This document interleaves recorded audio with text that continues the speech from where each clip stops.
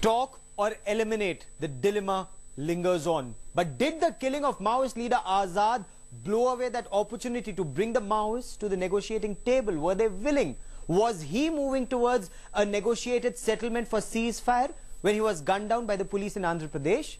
Well, Swami Agnivesh, who was trying to broker a settlement, feels that talks were moving forward and Azad's killing is a setback for the peace effort. Government sources say there were no indications that the Maoists were willing to give up violence even for 72 hours.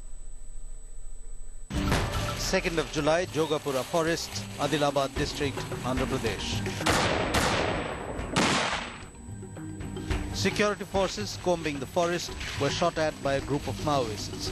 They retaliated.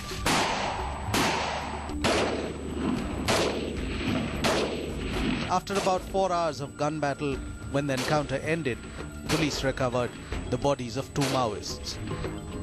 Based on a 30-year photograph, the Andhra police announced that one of those dead was the top Maoist leader, Cherukuri Rajkumar.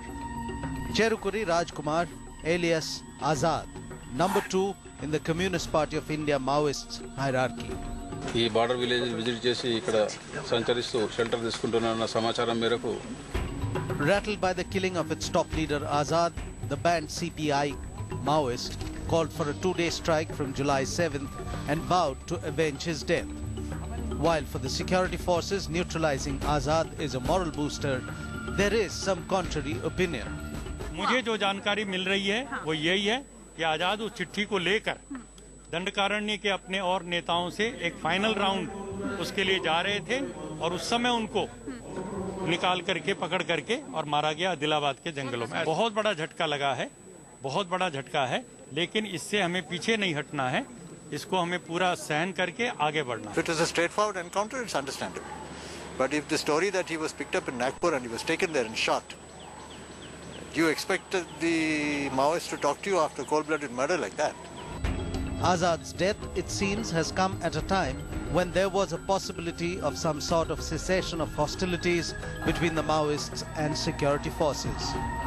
In a letter signed by Azad, the CPI Maoist indicated its willingness to consider talks if there was ceasefire or cessation of hostilities by both sides simultaneously instead of asking one side to abjure violence.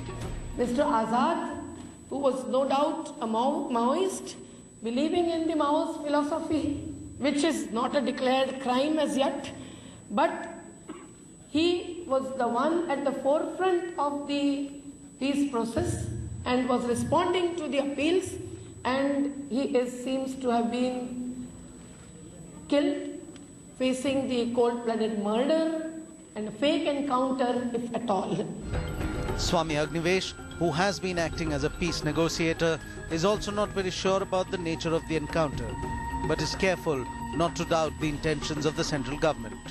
मुझे अभी तो इंतजार करना चाहिए एक तो home minister से मिलने का और वो क्या कहते हैं, उनका वर्जन क्या है, और उनको मैं अपील करूंगा कि चाहे कुछ भी हो वो अपनी तरफ से इनिशिएटिव लेके एक जुडिशियल इंक्वायरी ऑर्डर करें, उससे उनकी सिंसियरिटी पक्की हो जाए. With Maoists upping the ante, there is fear that the government may no longer be in a mood for talks.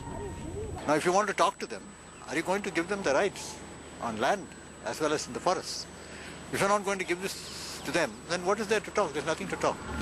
But finally, it cannot be forgotten that as per the existing laws of the land, Cherukuri Rajkumar, alias Azad, was a person who had waged war against the state and carried a reward of rupees 12 lakh on his head. With Preeti Chaudhary in Delhi, Avijit Nandi Mazumdar in Kolkata, Shujoy, Headlines Today.